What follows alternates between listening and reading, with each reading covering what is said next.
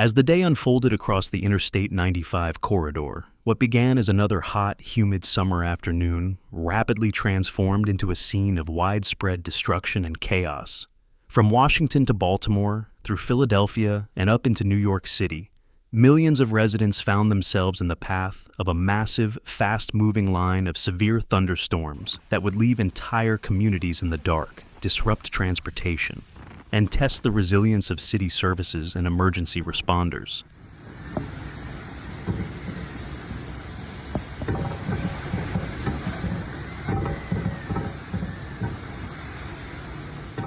In Washington, D.C., the storms arrived suddenly, carried on a wave of humid air that had built up throughout the day. Temperatures soared into the 90s, and with the oppressive humidity, it felt closer to 100 degrees at times. As the first line of storms swept through, the sky darkened ominously, and winds gusting over 60 miles per hour rattled buildings and toppled trees. At Dulles International Airport, gusts reached 66 miles per hour, while Reagan National Airport recorded similar ferocity, leading to immediate disruptions in air travel as planes were grounded and flights delayed or canceled. Firefighters in the capital responded swiftly to emergencies, including a partial collapse at a construction site caused by the gusting winds. Thankfully, no significant injuries were reported there, but the event underscored the dangerous power of the storms.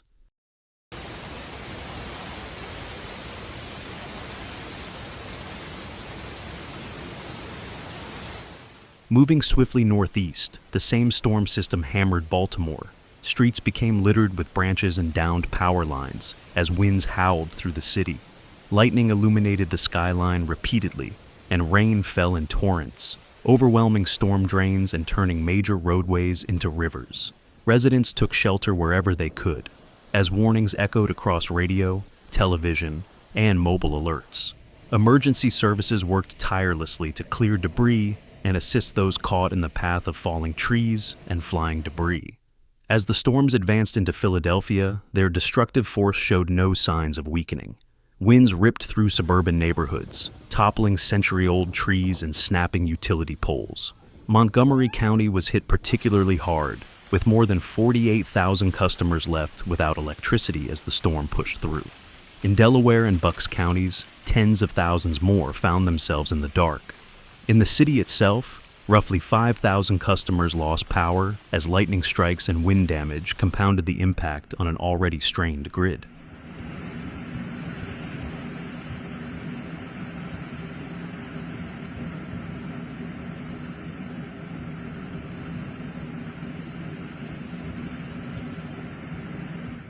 Residents along Talleyrand Road in Westtown Township described a terrifying scene as the storm's winds twisted treetops and sent them crashing to the ground.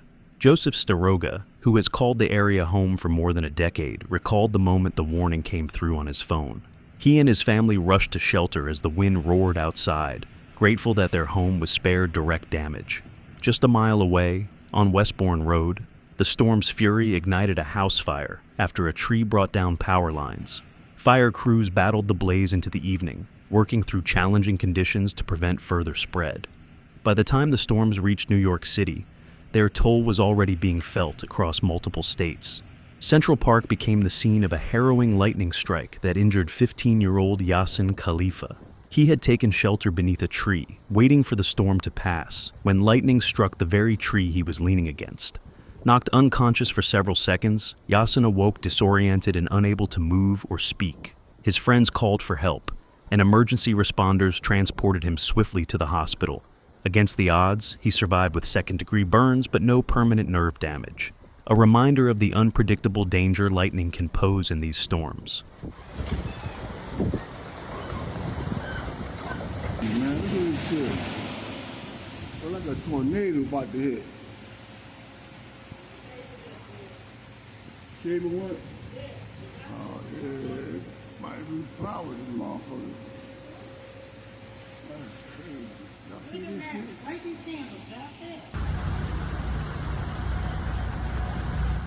Throughout the evening, the storm's impact rippled through the region's transportation networks. LaGuardia, JFK, Newark, and Philadelphia airports all reported major delays, with over 9,000 flights across the country, delayed or canceled due to the severe weather. The ground stop at LaGuardia was among the longest, as lightning and winds made it unsafe for airport personnel to work on the tarmac. In Wildwood, New Jersey, the Barefoot Country Music Fest was abruptly evacuated when lightning was detected within 8 miles of the festival grounds. Organizers urged attendees to seek shelter immediately, cutting short what had been an evening of music and celebration. In Maryland, a dramatic scene unfolded in Bethesda, where a large tree fell onto a power pole, sending it crashing down onto a parked truck. The impact ignited a fire that consumed the vehicle within minutes. Witnesses described a sudden blaze that grew rapidly, as electrical sparks ignited combustible materials inside the truck.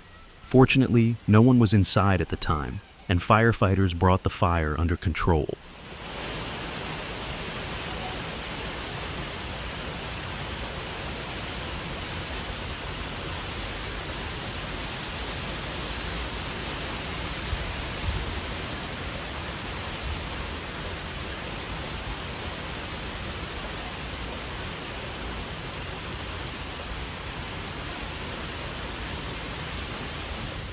Throughout Pennsylvania, tornado warnings were issued for Chester County, Delaware County, and Newcastle County in Delaware, as radar indicated rotation in several storm cells. While no confirmed tornadoes touched down in these areas, the straight-line winds caused damage consistent with a tornado in some neighborhoods. The storm brought down trees, damaged roofs, and scattered debris across roadways, making travel hazardous well into the night. This severe weather outbreak was part of a much larger system that originated in the Midwest.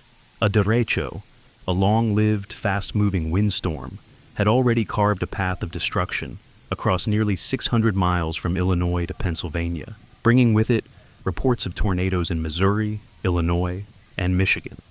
The energy from that system continued to fuel the violent thunderstorms that pummeled the East Coast. As Friday dawned, residents across the region awoke to clearer skies but a sobering view of the storm's aftermath. Utility crews worked through the night to restore power, with hundreds of thousands of customers still waiting for electricity. Emergency responders cleared roads of fallen trees and debris, and neighbors came together to assist one another in the cleanup. Despite the widespread damage, communities demonstrated remarkable resilience, banding together to begin the long process of recovery.